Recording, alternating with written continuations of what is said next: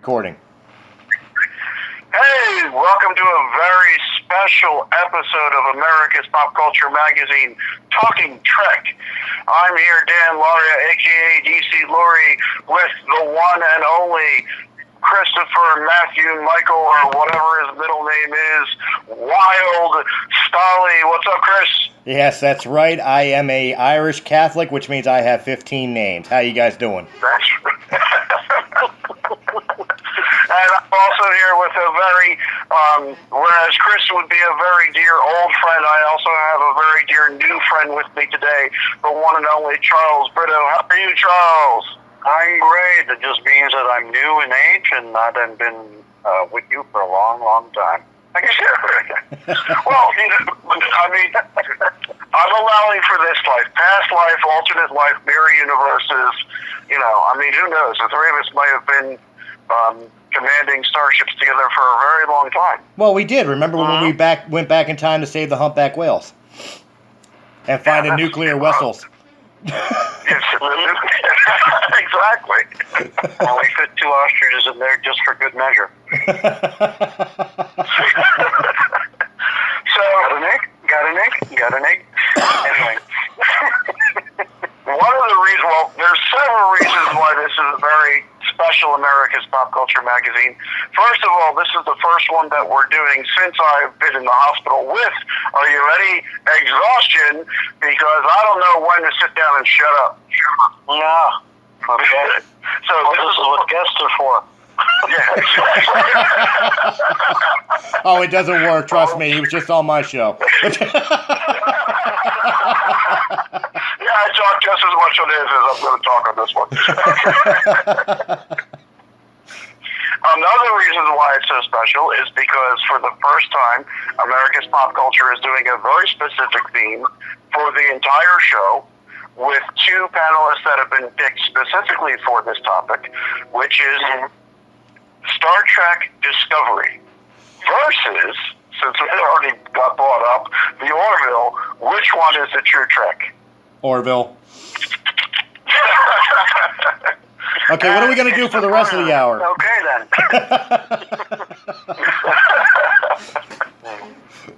So, and finally, another reason why it's a special America's Pop Culture Magazine is because it's the first time that we are home-basing, platforming off of Realm of the Mist Entertainment on realmofthemist.com.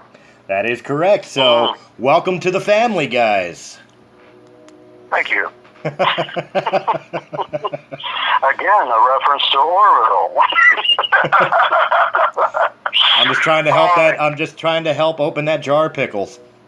Yeah, she's kind of cute, but that's a completely different. No longer feared the banana.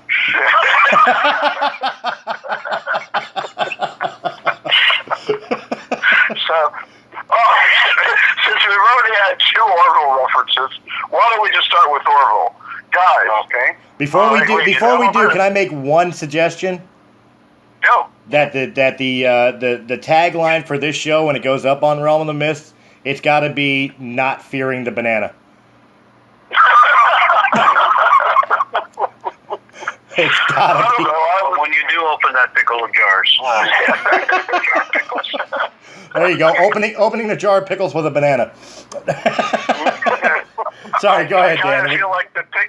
I kind of feel like the pickle and the banana should both be in there. I think so.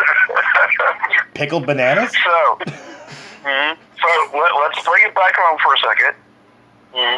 Okay, 2 shows just came out, practically one on top of the other.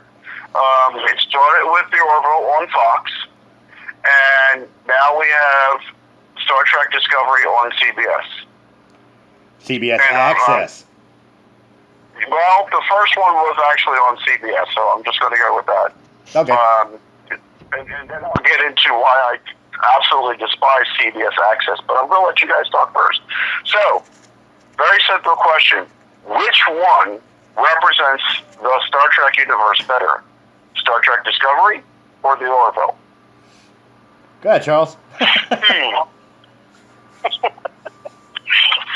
Well, I don't know. I think it was a little bit of both because you're getting both a little bit of Star Trek in each, but none of them are really Star Trek. You know, one is great, funny. It's all lighted, nice, and it's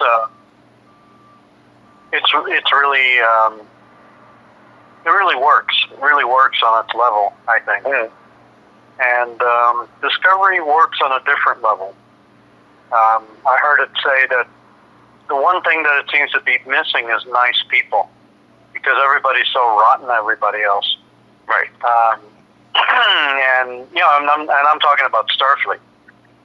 Yeah. You know, there's nobody that I see to look up to, because everybody's got so many issues and problems that you don't really, you know, latch on to anybody great yet. You know, I hope that changes. So I couldn't deal with the Klingons. The Klingons are just dumb brutes that, you know, are religious fanatics, and that isn't a Klingon to me. I like the production values, the visuals, they're nice. But, you know, whether it's real Star Trek or not, I'll have to see and keep watching. Okay, so basically your take is that neither one of them are truly representing Star Trek. No, I don't think so at all. I don't think so at all. I mean, you know, you've got the comedy from Star Trek on Orville, but it's not really Star Trek. I mean, and it's not a bad thing. It's just a different thing. I'm giving him credit for being just someone that creates a really good science fiction with a comedy background. Okay. And Chris, what's your take? Well, see, that's the thing I got to give it. When Seth MacFarlane first announced that he was going to do basically call it what it is, a Star Trek parody show, I thought it was going to be basically Family Guy in space. What really shocked me out of it was that there's a solid sci-fi episodic adventure within the comedy. You actually have characters you can actually relate to, even though some of them are screwball and off the wall, like the helmsman and navigator, you know, or like the superiority complex robot. You know, or the fact that, you know, the first officer and the captain are arguing over the fact of whose fault it was over their divorce. I mean, you take away that, and the underlying is you have a good science fiction show. You know, and it does help that I really like the design of the Orville ship itself. Star Trek Discovery. Where do we begin? If you told me Star Trek Discovery was in a mirror universe, or even I would accept it if you said it was actually part of the Kelvin timeline, I think I would be a lot less critical of it. But because, and I understand the production reasonings behind it, but from a story perspective, you make the Klingons look like the Star Trek reboot Klingons. I agree with you that they're not really represented well. However, they did bring back some of the elements of Klingons that I did like the howling when they're mourning, mentioning of Kahless. And I do have to say that in the first 2 episodes, they had a great character in the leader of the Klingons. I can't pronounce his name. But I thought he was the most interesting character in the whole freaking show. And they kill him. Spoiler alert. Just to say, go ahead and kill him. Yeah, let's just go ahead and kill him and make him a martyr. Which I understand they wanted to make him a martyr, but he was the most interesting character out of all of them. No, let's go on the ship, just the 2 of us, with no security, and definitely not make him a martyr. Let's just capture the big guy. Just us 2. Now, you're right. Starfleet is supposed to be the nice guys. We've moved past everything. But in this show... Yeah. You know, and we've only now got introduced to the Discovery and its crew, which we will go into it later about the actual crew of the Discovery, but these people are angry. Since when does Starfleet start wars? Well, and here's the interesting thing. I'm actually going to reference the difference of the 2 shows by mentioning 2 episodes from Star Trek, the original series. Okay? The Orville, in my mind, is the trouble with tribbles. Okay? It's meant to be humorous. There is action that happens. Ironically, the Klingons are in it. But In a bar fight. the emphasis isn't, why are these Klingons,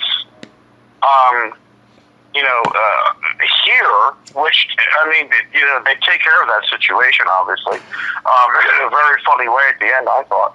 But it's, yes, Klingons are here, but we're going to treat this entire episode from more of a, let's have some fun with this type of thing. And I think that's what Seth MacFarlane is doing with the Orville. Now, I've seen all of the episodes that have actually aired so far, and so for us, as we're taping this, the last one that has actually aired is when they find a derelict spaceship that ships, and everybody on the ship thinks that it's an actual planet that they're on. So using that as a reference, and in fact, I want to get into more detail in those 4 episodes that we've seen so far. But the general feel for me is that it's a lighthearted homage to Star Trek if we're using the Trouble with Tribbles as our sort of like starting point there. That being said, well, actually, let me hold on for 1 second. Star Trek Discovery, I don't know if you guys remember this, but there's an episode called The Day of the Dove where Kirk meets the person that's supposed to be his arch enemy throughout the rest of the series. Unfortunately, the series didn't last any longer, much longer than that. Where he meets Commander Kang, the Star. Okay, and there's this evil entity that's controlling both Kirk's and Kang's crews and making them fight with each other just because the entity found it amusing. I remember and that. Eventually, Kirk and Kang figure it out, and the 2 crews come together to sort of like, again, ironically, laugh the entity off the ship. If you guys know the episode that I'm talking about, that's literally what happens. Yes. And to me, that's the difference, pretty much in a nutshell, between the 2 shows, because in the Orville, Seth MacFarlane is trying to do an homage, and he's trying to do a light version of Star Trek, but still do it justice at the same time. Whereas Star Trek Discovery, Chris, you're right, and Charles, so are you, in that it's not Star Trek. It's no Star Trek that I've ever seen. It does not fit in any timeline, regardless of what they say. And the reason why they're fighting is because the executives who own CBS wanted the Starfleet and the Klingon Empire to fight with each other. Literally, that's why this show is happening. Well, there's much more than that from what I've read. I want to go into specific details, but I want your thoughts on what I've said so far. Charles, you go first, and then Chris. Okay. Would Chris go first? Because I'm collecting my thoughts. All right, so let's reverse it. Chris, go first. Charles, then you go. Well, I think with the Orville, I think you hit the nail right on the head. There is a lightheartedness to it, like an episode of the Mud episodes or the Trouble with Tribbles, or like when Q abducted the crew from Next Generation and put them in the world of Robin Hood. Right. Captain, I protest. I am not a merry man. Yeah. Yes. But there's a solid sci-fi to it. And Seth MacFarlane, I said it to you last week on Breaking the Fourth Wall when we were discussing this. When episode 3 of the Orville came out, Seth MacFarlane has some balls of steel with the subject matter that he decides to choose to use as kind of the underlying story, which Star Trek has always kind of championed. From its inception was breaking down walls and stereotypes and stuff of that nature. And Seth really paid homage to that, in my opinion, in episode 3 with the whole entire is it right for the changing of the sex of the second officer's baby? Daughter, yeah, because she an all-male society and she was born a girl, and they feared her ridicule and if you haven't seen the show, we'll talk about it later or whatever. But I thought that was really, really a well done episode because it made you think while making you laugh. Now you look at Discovery, and I'll go into detail about some of the things I've read from CBS and executives and front runners of the show, which really pissed me off even more about the show. And Charles, you'll agree with me on one of the things that really pisses me off because it's part of the reason why the Klingons are the way they are. Is as a science fiction person is concerned, I think Discovery would fit better in the reboot of Battlestar Galactica because that's how dark and gritty it is. It is not exploration and furthering the betterment of humanity. It is we are looking to pick a fight with another race of being because. And I don't agree with that. I think you're really pissing on the 50 years of tradition that Star Trek has maintained, even in the reboots. Argue the Kelvin timeline all you want, but I think they still, at least JJ's world, J.J. Abrams, still held homage to what Starfleet and Star Trek stood for. Agreed. But with this, some of the things that pisses me off is that the writing of the show, besides, like I said, pissing on the lineage of Gene Roddenberry's vision, they're using it as a platform to push political views. One of the things I read was the fact that the Klingons were designed to be, quote unquote, and this you can look this up, this is legit, Trump supporter alt-rights, white supremacists. Which is why their catchphrase is "Remain Klingon," which is meant to be a parody of "Making America Great Again." This is what this show is using its platform for. Using a show that preached about unity and respect for everybody and their cultures to promote political hatred. And ironically, let me put these two pieces together.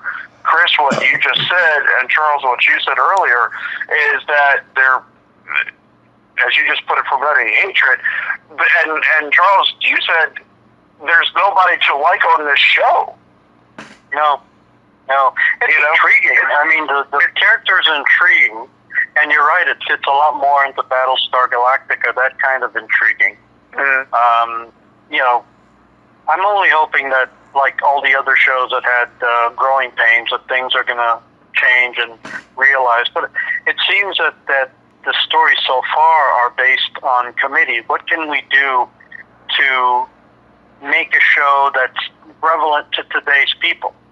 And frankly, I don't want to hear about today's people because they are mean and nasty and self-centered and stuff. And this is what this show is trying to be. It's trying to be today's people. Right. And that's not what Star Trek is supposed to be. It's supposed to be about people that no longer have Facebook. No longer are haters or angry or wanting to fight every little thing, every little situation, even among themselves. Even Rosalie, but everybody was fighting everybody. Right. Everybody was second guessing and arguing with the captain. Everybody. And whether it makes for a good show, and it does make for an intriguing show, it doesn't make what the spirit of Star Trek is going to be supposed to be about. And I think that's what doesn't make it Star Trek. I can get away with the sets and the production values; they're great. But if you can't even get the characters right, then you shouldn't call it Star Trek. You should call it something else. And a star, Trekkia or something. and here's the thing, the difference between the two shows already. We're 4 shows in Orville, 3 shows in Discovery. In Orville, you've already established the captain as being someone who came off a little bit as a nut job to begin with. Okay? But then at the end of the first episode, you find out that his ex-wife believes in him so much that she called in favors to the Admiralty to get him that posting. Yeah. Yeah, I like that a lot. You know, and I don't think she admits that, but yeah. Yeah, right. I don't think she admits to it, but you get the impression that she specifically asked for the first officership also. I don't think they actually say that out loud, but you get that impression. Okay? Yeah. So what do they do in the next couple of episodes after that? Well, first of all, you got the tiniest, and I'm assuming youngest girl on the tiniest person and youngest person and a girl on the show being, without a doubt, I think it's not even an argument at this point, the strongest physical specimen. Yeah. Okay? As we've already quoted a couple times, open this jar of pickles for me. Yeah, and eventually, in the third show, she is strongest on the ship.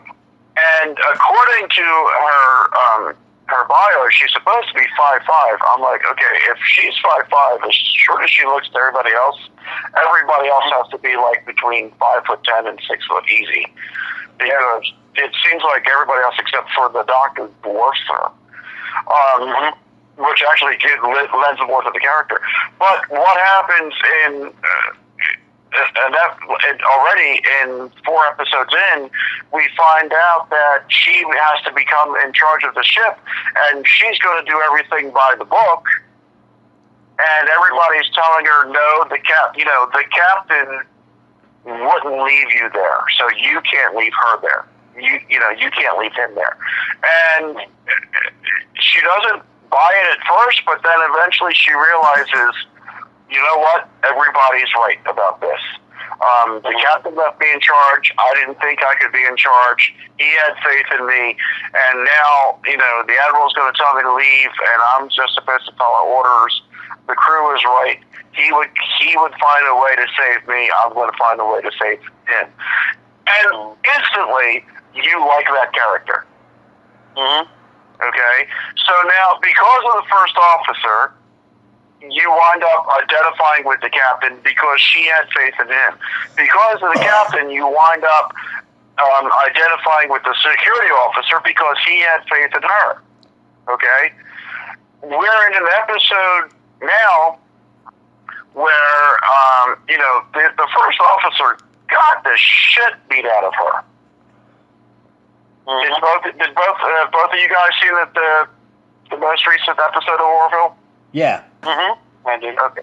So, when I saw that scene, I'm like, wow, this is darker than anything they ever did in the original series. Everybody's complaining this show is supposed to be too humorous, and yet they beat the crap out of her, and they inject her with a drug that basically every single nerve ending was on fire. Okay? I don't know about you guys, but when I had a sore tooth that there was an open nerve ending, I thought I was going to kill myself.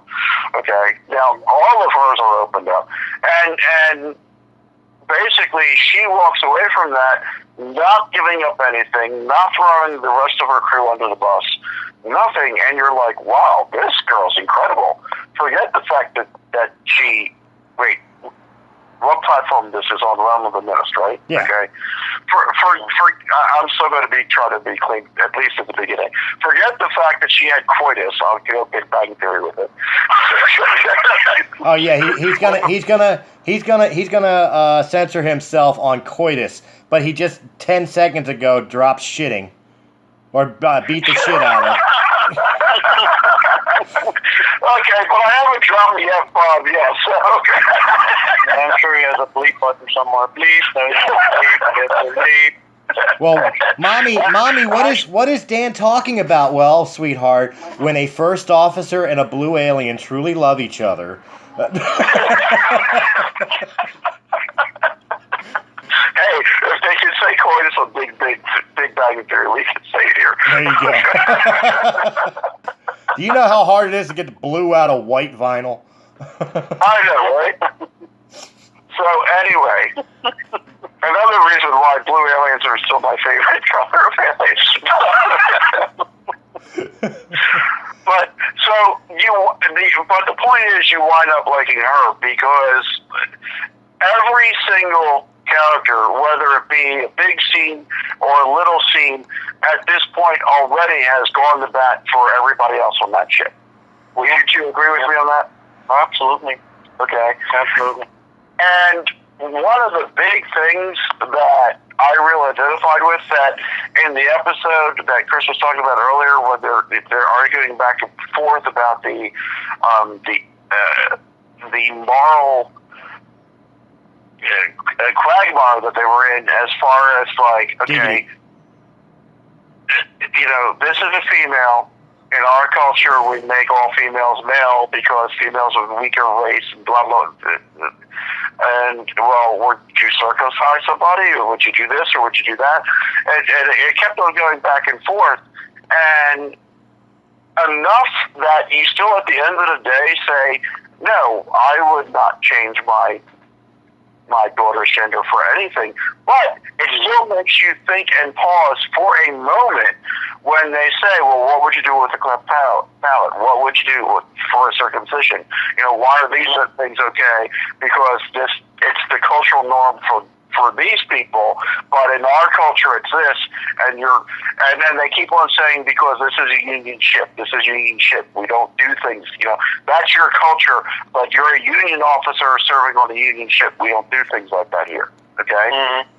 Now, go back to Star Trek Discovery, and what does the captain of the Shinjus keep on saying?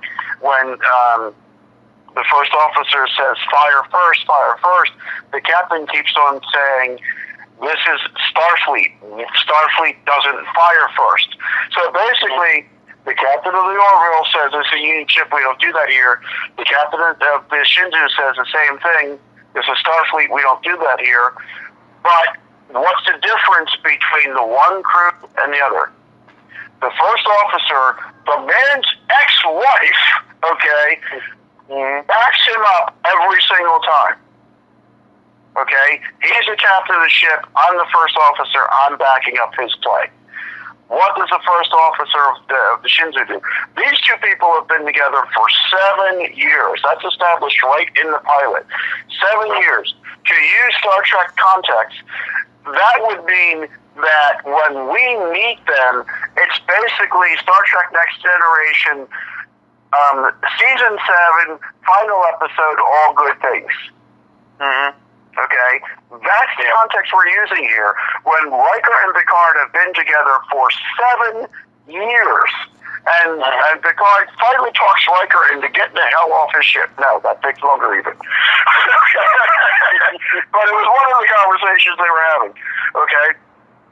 And the captain and the first officer of Shinzu are having the same exact conversation.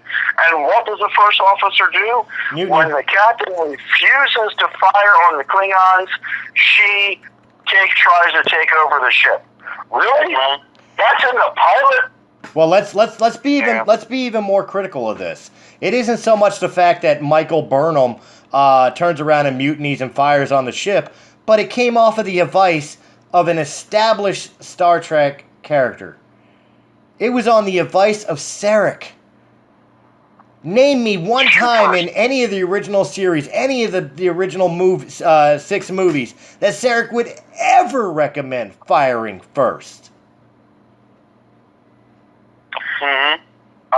Actually, believe it or not, I can actually fall for that, because Sarek, being as logical as he is and knowing what the Klingons are like, logically he might just say, yeah, you need to fire, because they always do the same thing. They attack first, and without any feeling, they would probably be able to say, yeah, you got to fire first.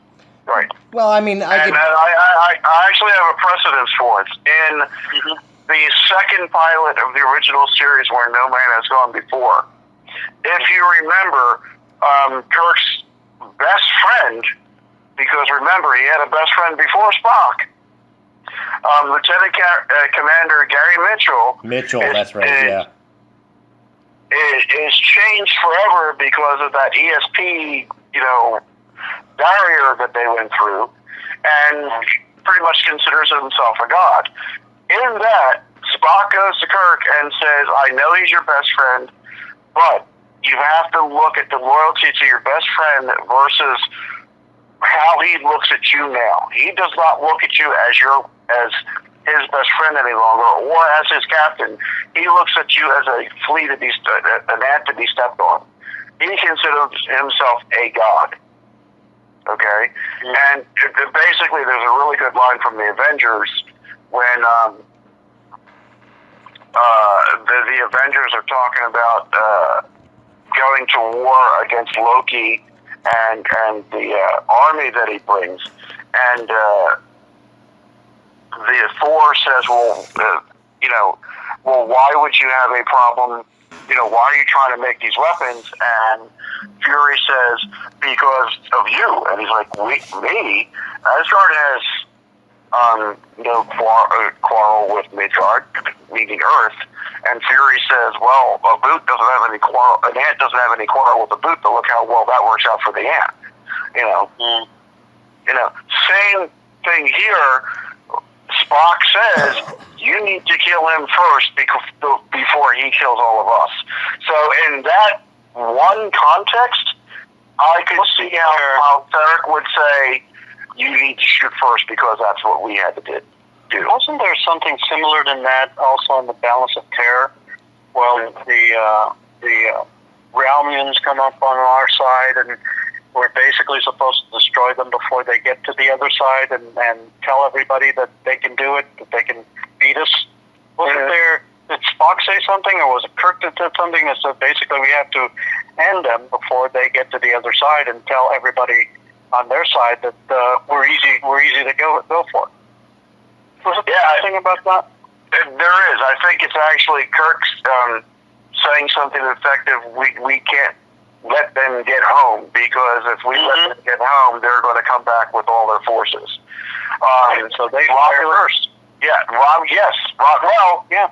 They fired first after the Romulan ship destroyed a lot of their star bases. But in essence, they fired first as far as ship to ship.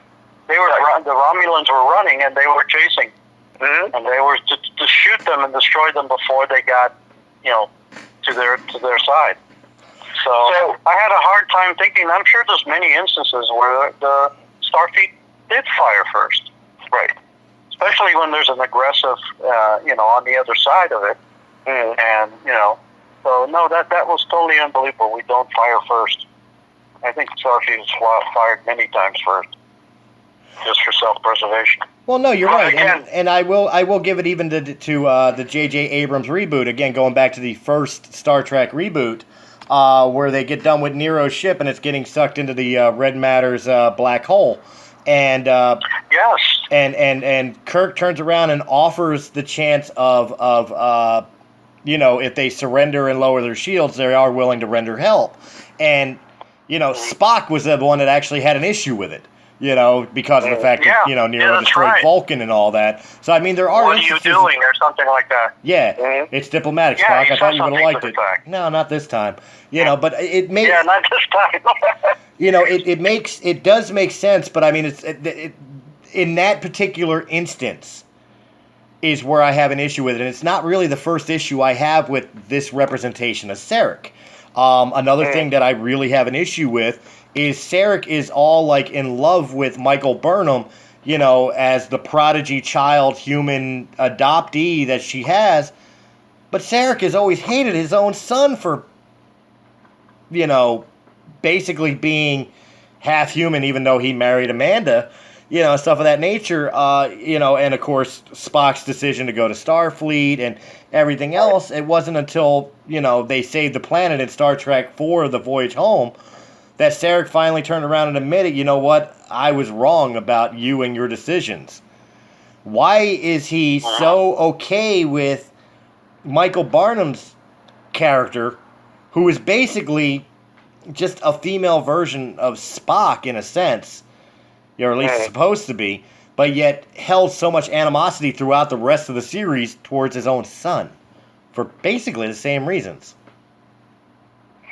And here's the irony of it. You can't even say, oh, well, this happened or that happened, because while she's the first officer of the Shinzu, according to the timeline, Spock is the second officer of the Enterprise with serving under Captain Pike right at the same time. Yeah. You know, so you can't say, oh, well, you know, he had a problem with his son going to Starfleet because of this or that. Or, well, no, but didn't we just find out that Amanda used to read stories to both of them when they were little? Yep. Mm-hmm. Yeah. So, you know, I have a hard time with a lot of what they're trying to say. If you can get over the fact that they changed the Klingons, how they look, how they dress, how they everything, again, without any explanation. If you can get over the fact that they changed the uniforms, what happened to tan and blue velour that they're all supposed to be wearing right now? Well, I was perfectly when the rumor was that the Klingons were just an ancient race that maybe had been locked away somewhere in, you know, some sleep cycle. I thought, okay, I can deal with that. You know, these guys, this is what they look like. It turns out they're not, are they? They're just what the Klingons are at the time. Right. So it's so far off to what the Klingons are then that, yeah, you can't make sense of it. And I don't. Someone's rumored. Someone said, "Oh, maybe that secret weapon they're working on is going to change them into human or." But that's quite a change. That is quite a drastic change to make them from what they look like and act like now to basically humans. Well, see, that was something I was going to say. Since Discovery takes place 10 years before the original series, where the Klingons look human. You know, because of that super soldier serum that they attempted and everything else. Right. I can live with that, but please, even more so, give me an explanation on what happened between Enterprise and Discovery, which is 90 years, I believe it is. You know, the 90-year timeline that changed them from looking like the Klingons look from every other incarnation of Star Trek to this. And even if they said something stupid like, okay, well, these Klingons look like this because they were working so hard to negate the super soldier formula that they went overboard the other way. Yeah. And this bunch of Klingons, you know, it takes, 30 seconds to explain that? Mm-hmm. But we're not getting any explanation whatsoever. All we know is that it took, from the time that the Klingons looked like they did in the original series to they do in the Next Generation, they bypass it in Deep Space Nine, they bypass it in Voyager. It takes Star Trek Enterprise for us finally to get an explanation as to why the Klingons in Kirk's time look different than the Klingons in Picard's time because of the super soldier thing. Okay, great. Right. Archers, people figure out what's going on with that, and we find out, you know, through the prequel. Okay, so we're going to figure it out when the next series comes. Exactly, that's exactly what I was going to say. Okay, so basically in Star Trek 7, whatever, you know, that's going to be entitled, we'll find out why the Klingons in 6 look like this, the way they do. It's going to, you know, like I said, they're almost wrote these stories per committee. Well, you know, let's see how hip we can be. And if they are going to do that and they are going to listen to what people are saying, they're going to do their damnedest to try to fix it. And it seems an impossibility. We're talking, you know, severe changes and severe storyline to do what they will do to try to.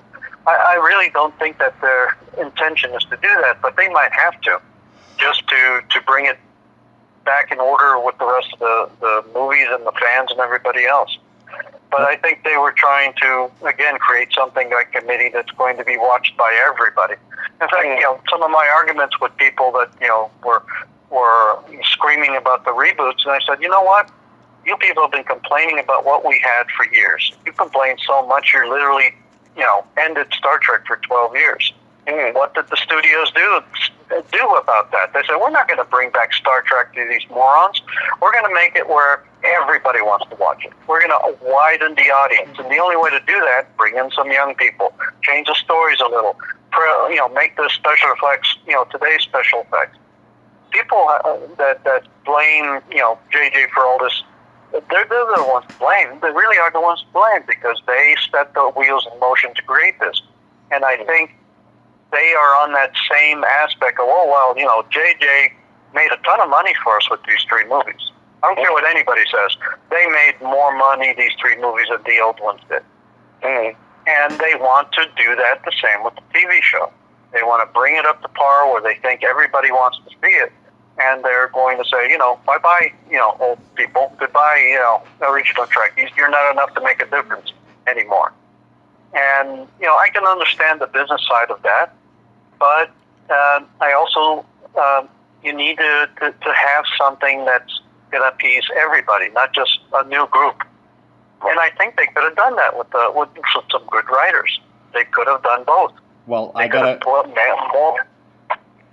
Dan, with made it modern and at the same time. Sorry, I didn't mean to interrupt you. Dan, with your permission, right. I have a question to propose then for our 2 Star Trek experts, because I by all means I'm not, but actually from your statement, Charles, you actually make me feel a little bit of guilt for even picking on Discovery, and the reason being is because I'm a Star Wars fan, and as a Star Wars fan, I have sat through numerous arguments and discussions about why the prequels ruined the Star Wars saga, or why the new films are destroying the Star Wars saga, instead of just enjoying the fact that we have more Star Wars movies. You know what I mean? Is lightning ever going to strike twice and we'll have the original trilogy repeated? No, it never will. So instead of bitching, moaning, complaining about the movies, just be happy we have them. You know what I mean? And that's why I say you kind of make me feel guilty about Discovery. But my question I propose to you off of what you just said, as the 2 experts of Star Trek, how would you fix Discovery? What would you do to make it not only fit the continuity of Star Trek, but a better show?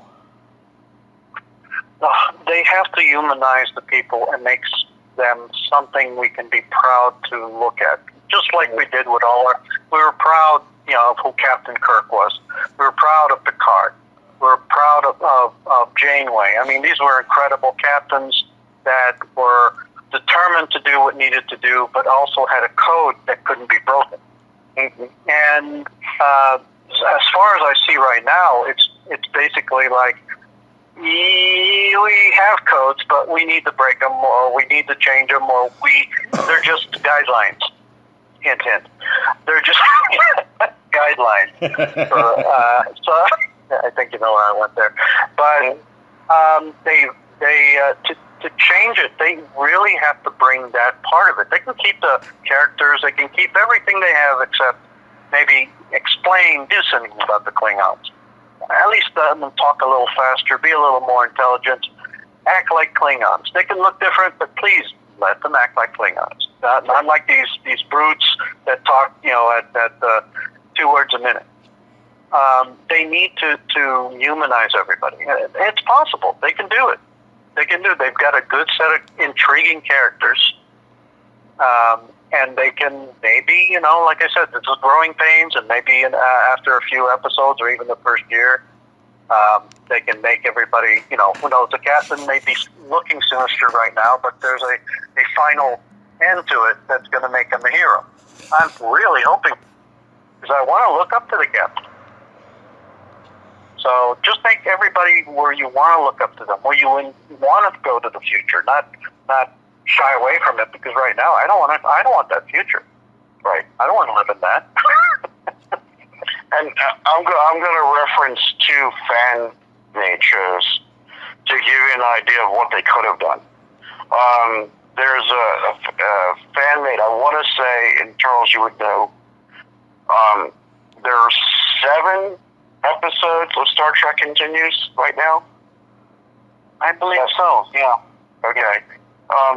There's 7 or 8. I want to say 7, and Vic said that he's going to do 2 more. Okay. Mm-hmm.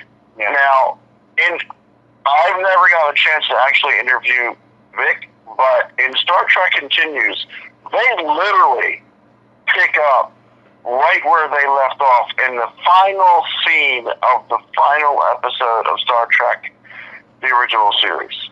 And they go from there. So all of the characters that you knew and loved in the original series, literally keep on going, and they're due. It's a 5-year mission. They're due in years 4 and 5 that we never got to see. And to me, it's I think Vic called it a love letter to Star Trek. I completely agree with him on what he's doing with that. They could have done something like that. They could have done what Alec did. Okay, they took something that was a throwaway line to introduce Garth of Garth of, because I know it's a battle. Yeah, it's a battle of Axanar. Yeah. But he's Garth of Ixnor or something like that. I apologize. I'm sorry, I can't. But anyway, you know better, I know. Yeah, but Garth was someone that Kirk looked up to because of the Battle of Axanar. So what does Alec do? He turns around and he says, "Okay, let's make a mini movie about that. Let's make a movie. Like what happened there?" And God bless him. Richard Hatch has passed away now, but I mean, he does a wonderful job with the part that Alec gave him. And I know from interviews that I did researching Vic, and Alex said to me on our show, on America's Pop Culture Magazine, both of them, Star Trek Continues and Axanar, went to CBS and said, "We would like to do this. Would you like to make this part of canon?" And CBS refused both of them. Okay?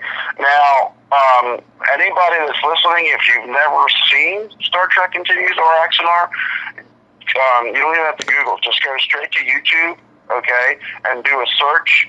Star Trek Continues will come up right away. And Axanar is AXANAR, and that'll come up right away. And 9 episodes of Continues now. Is there 9? Okay. Yeah. And so it's my understanding that he was supposed to be do 2 more. They were supposed to do originally altogether. He was originally going to do 3 more, but then I believe he said there were going to be 2 more. Right. So 12 instead of 13. So I remember. But if you have an opportunity to go look at those 2 shows, Chris, and anybody else that's going to be listening to this playback, are we actually calling this a podcast? Because I know AV hated when we did that. I don't care. Chris, Look. I know we broadcast on RadioCast FM, and I love ADV to death. But as far as speaking as member of owner of Realm of the Mist Entertainment, it's a podcast. Because it's going to be broadcasted on more than just RadioCast FM. Yeah, definitely. Yeah, and then we'll actually get into that later on in this episode. Well, you got about 10 more minutes left in this episode. But okay. So the point I'm trying to make, and then the answer to your question, Chris, so I took the long way around with this, is you have to have characters that you identify with. If Academy Earth works, and Charles, you know a little bit about this. This is the improv that the 3 of us are going to be doing later. Yeah. Okay. If Academy Earth works, it has to have characters that you, Chris, me, and you, Charles, our characters have to.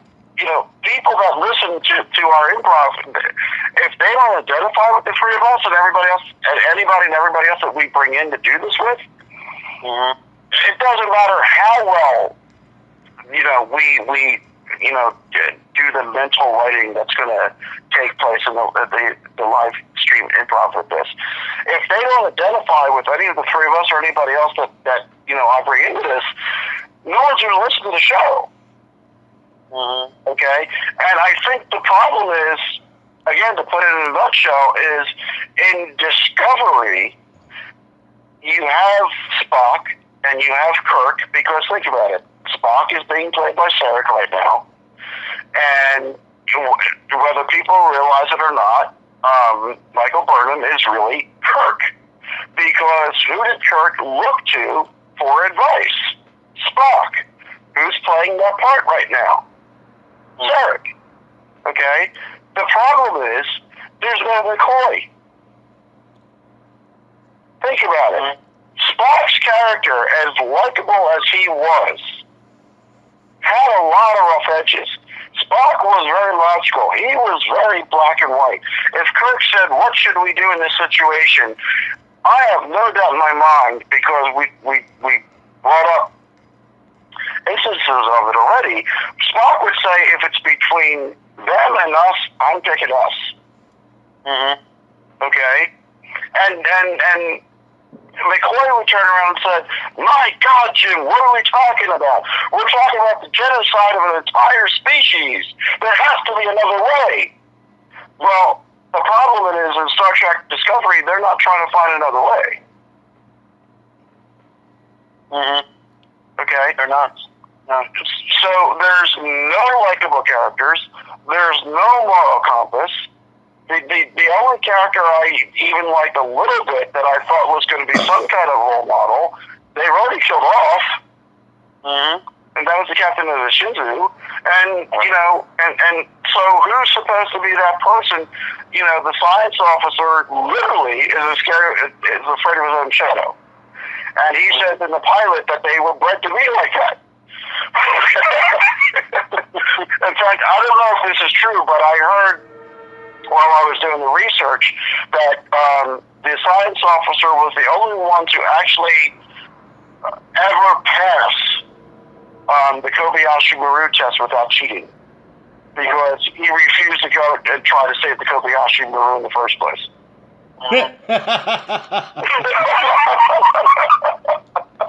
Now, see, that would be a more interesting story than they've told so What's far. for lunch? That would be a more interesting story than what they've told so far. Yeah. Now, real quick, I'll answer my own question, because I was sitting here thinking about it. Of course, on last week's Breaking the Fourth Wall, we kind of had a similar conversation where I had mentioned what I would have done with Discovery is put it 200 years past Next Generation and have the Discovery be a ship that actually leaves the galaxy and explores unknown space. That would have been my initial thought. But as far as working with what's given so far and making it work, I would first off establish that Discovery is happening within the Kelvin timeline. They would explain off the Klingons and everything else because it is the alternate reality. It is not the prime timeline. Second thing I would do, as dark as the Discovery is, and it's supposed to be a science vessel that's doing bio weaponry and stuff of that nature, I think it should tie into Star Trek Into Darkness and wind up being the birth of the Shadow Starfleet that Admiral Marcus was running with that Section 31. the Section 31, the tie into Section 31, which would explain where they finally put together that huge freaking behemoth of a starship, you know, in Star Trek Into Darkness, which again only makes sense if you do it within the Kelvin timeline. And yes, I agree with both of you completely, is the major thing beyond anything. That fixes the technical side of it. But to really fix the show, you've got to start making your characters relatable. One of the things I think works best for the Orville is the fact that we can all relate to these characters. We can relate to the first officer because even though most of us may or may not have cheated in our lives, we've all done things that we regret and try to make up for. The captain, we've all been down and out on our luck and have tried to pick ourselves up by our bootstraps and try again. You know, these are relatable characters. There's not one relatable character within Star Trek Discovery. And that's a damn shame because, like you guys said, in every other incarnation of Star Trek, including the J.J. Abrams universe, there has been somebody who we can see ourselves in. And a future we would want to see because we see ourselves in it. This is a very hopeless... We want to be there. Yeah, it's a very hopeless galaxy in it right now. They really need to fix that. Right. And then what was Star Trek all about? Well, it would be hopeless because it's a war, but make the captain and the others, something to be proud of. Exactly. Not these people that are scurrying around, breaking the laws and tradition and regulations to get what they need to do what they need to do. We need to be proud of the war, not say, if this keeps going on, we're going to start rooting for the Klingons. You guys rock. That's how slow they are, so you have to do that. Where's the good Andorian when you need him? Come on, man. Where's Commander Stan right now? Yelling at the pink skids for being the way they are. I'm still hopeful. I like the show for what it's trying to be, but it's not the Star Trek that I want it to be. And here's the problem. It's a good Battlestar Galactica show. It really is. Here's the problem. And I'm afraid to say this out loud, and I hope to God I am wrong, even though they don't believe in God in Star Trek. I am afraid that we're never getting the original Star Trek back. The thing about Star Trek that I fell in love with was that there was a hope for the future. There was a promise for the future in Star Trek. I don't think we're ever getting it back in anything that's ever going to be called Star Trek. I hope I'm wrong, but just the way that everything's been playing out, I don't see it. And Chris and I had a conversation, I think 2 shows ago, where we were talking about like easy fixes, and one of the things Chris said was, go visit Andromeda. Let's go to the next galaxy. We have a good idea what's going on in the Milky Way. Let's go visit a new galaxy. So if you want to do a current timeline, well, we've already been to the Earth and Moon. Let's go visit Mars. Let's go visit other planets, which is what we're doing right now. We have a handle on what the Earth and Moon are kind of about. Let's go to other planets. So let's go to other galaxies in 500 years. They're not doing that. They want to revisit other stuff because, and honestly, I am a Star Trek apologist from the beginning, and I can't even say why. But, Chris, how much time do we have left? I'd say about a good 5 minutes. 5 minutes? Okay. I'm going to change the tone for the last 5 minutes, because if we only have 5 minutes, that means we've been talking about Star Trek for 55. There's other things going on in America's Pop Culture Magazine. This is America's Pop Culture Magazine talking Trek, okay? And if anybody listens to this archive, podcast, whatever we're calling it, and you like it, then Chris and Charles and I are going to be back. If you don't like it, maybe we'll give it like 2 or 3 more tries to see if we get you to like it. Because if we're talking about, giving Orville and Discover like 3 or 4 episodes, and, maybe we'll give ourselves some 3 or 4 episodes too. I said this in Breaking the Fourth Wall earlier tonight. I'll say it again. Not only are we going to have Chris and Charles as regulars, but I'm also hoping to bring in, and I've started conversations with these guys. I'm just trying to confirm everything. So I'm putting it out in the universe, and I'm asking you guys to keep your fingers crossed that this actually becomes a thing. On last season's America's Pop Culture Magazine, we had Doug Drexler from Star Trek. We had Celeste Yarnell from Star Trek. We had Jody Castro wasn't from Star Trek, but he's one heck of a horror film guy, and he is actually in the Guinness Book of World Records for having the most kills in a horror film, so I'm counting him. But basically, I'm bringing in friends and guests from past America's Pop Culture magazines. I hope to make Talking Trek on Realm of the Mist a 13-episode arc, and see where it goes from there. And we're not just going to be talking about, like, you know, when the Orville and Star Trek Discovery's next 2 episodes drop. Yes, we'll be talking about it, but we're not going to be just talking about that. We're going to talk about things related to Star Trek, like eventually I want to get back to talking about Forbidden Planet, the movie that kind of set up Star Trek in the first place. And I agree. And we're going to be talking about other things. In Breaking the Fourth Wall, we mentioned Spaceballs and Galaxy Quest on more than one occasion, and we'll probably bring up stuff like that. And I do want to talk about Star Trek Continues and XLR and other fan films and stuff like that. But I also want to... I'm sorry. Let me finish my point about the people that I just named. It's not just going to be the 3 of us who are Star Trek fans talking about Star Trek.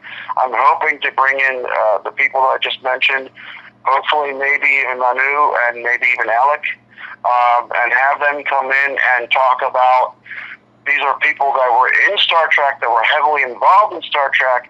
Hopefully we can get them on the panel to talk about Star Trek Discovery, what their pros and cons are. So you're not just going to talk about, you're not just going to hear from us who are avid Star Trek and Star Wars fans. Hopefully you're going to hear from people that were actually part of Star Trek and Star Wars talking about Discovery. And if we're talking about Star Trek, eventually we're going to talk about Star Wars too. You know it's coming. Well, one coming up at the end of the year. Oh, absolutely.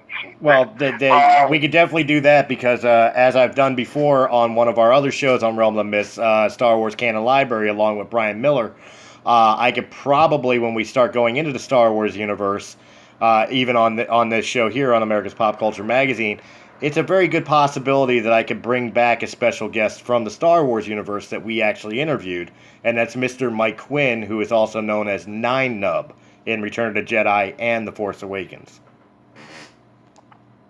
See, I was hoping you would say that, but I didn't want to throw that out there because that was your guess, not mine. Well, technically it was I'm not going to lie, it was Brian's guess. He set that up, and when he told me he got that, I said, can I just sit? I didn't even want to be on the show. I just was like, can I sit there and watch? Oh, wait a minute. That's the same Brian? Yeah. That's the same Brian that you and I were talking to a couple of weeks ago? Yeah. Oh, see, I didn't even put that together because I was on the phone. I wasn't Skyping like you guys were for that. And instead of just sitting there watching, I got to be a part of the interview, and he was a hell of a nice guy. You know, so... And it all comes back around, and the light goes on. There it is. But it's a very good possibility I could probably get him on as a guest as well, because I do talk to him still on Facebook. So, when you want to go that route, just let me know. I will. And the other thing, I want to give a plug to another show that's going to be on Realm of the Mist. And that's something that is very dear to Chris and my heart.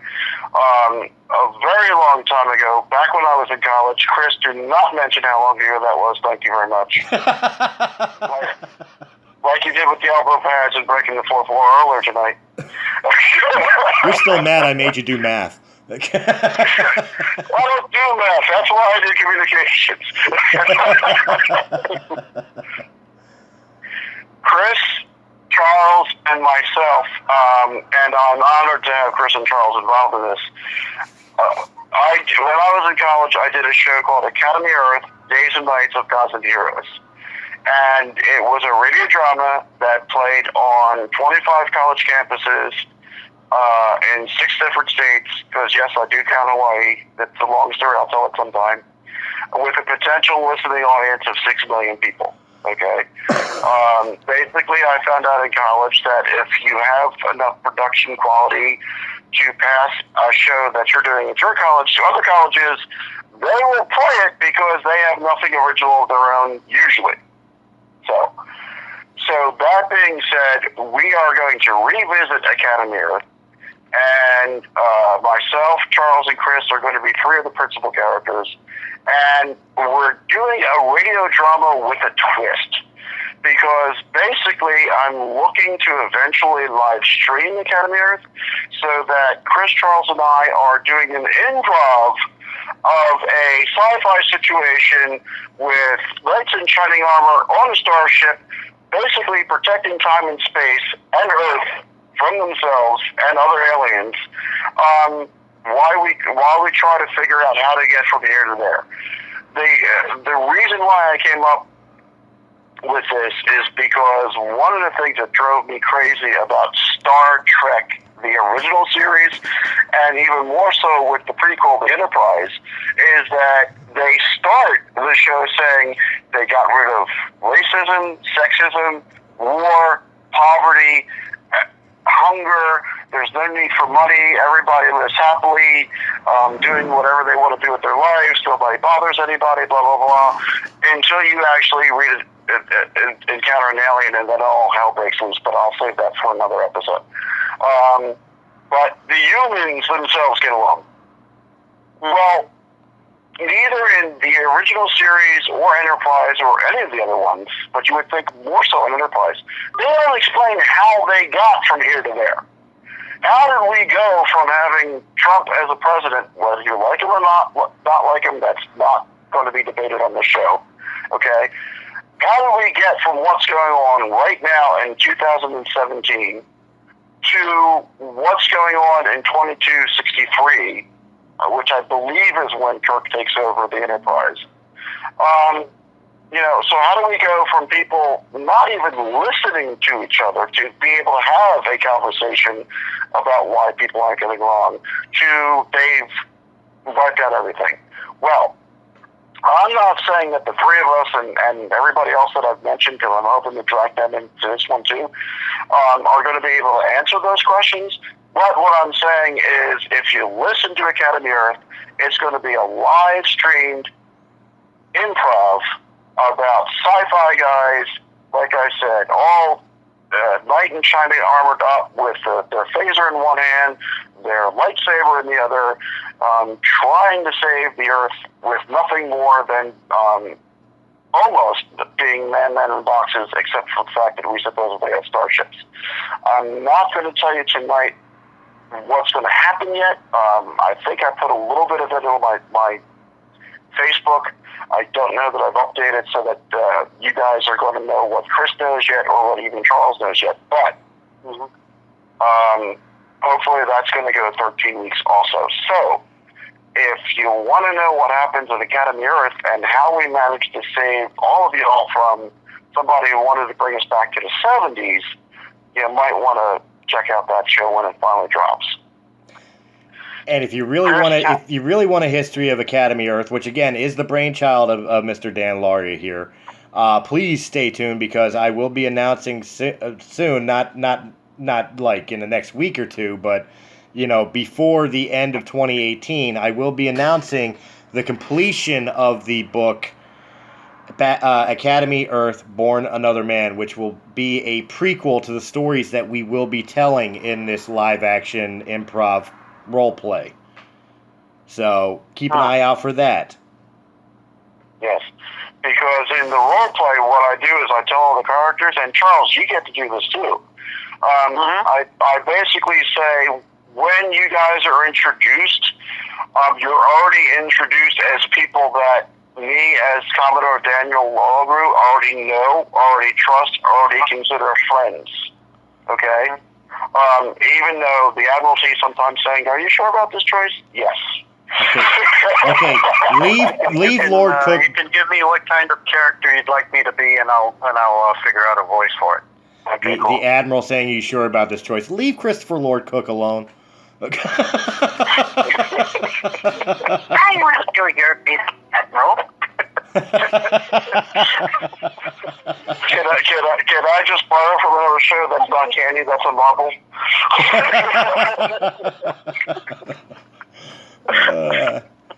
Oh, man. Anyway, Chris, how much time do we have left? It's time to wrap up. Okay. Going alphabetical order. Charles, how can our fans find out where to get in contact with you?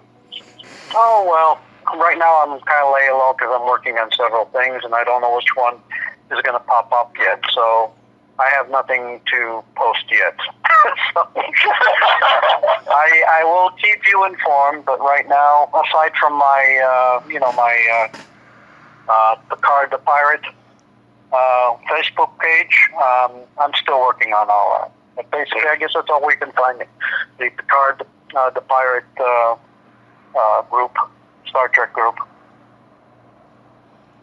Okay, so basically, if they want to hear your soothing golden tones, they have to listen to our show for right now. Yeah, pretty much. Okay. I'm okay with their show. Don't worry, Chris and I can work on that for you. I mean, if you want me to put 10 minutes on different voices on somewhere and then tune in for that, yeah, I can do that. But right now, I can't. You hear that, Chris? We have our own Seth MacFarlane. There you go. I just need his deep pockets. I just need right.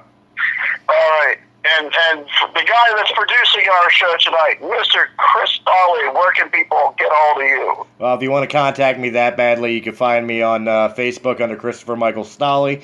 You can find me hosting Breaking the Fourth Wall, which can be heard on radiocastfm.com every Saturday at 5 p.m. Eastern Standard Time.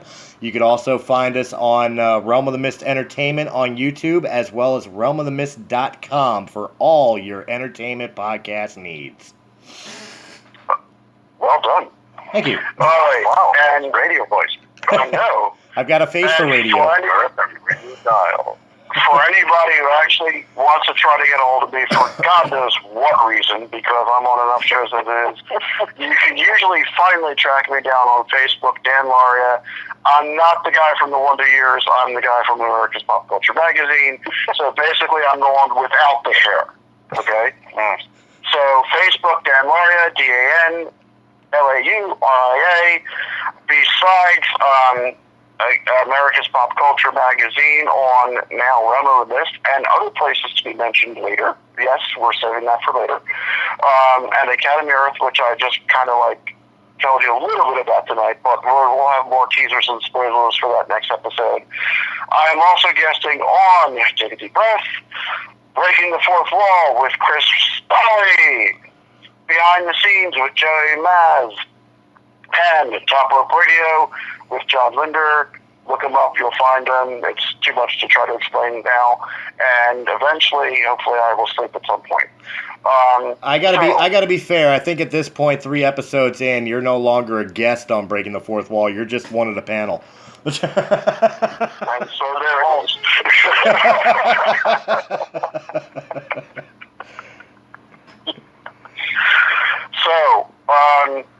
So for Charles, yes. For Chris. Who? I like that answer better. and for myself, Dan, this has been America's Pop Culture Magazine. We will see you either next week or in 400 years, whichever one comes first. See you next time. Tap on that flux capacitor. And we are clear. Yes, I made a Back to the Future reference.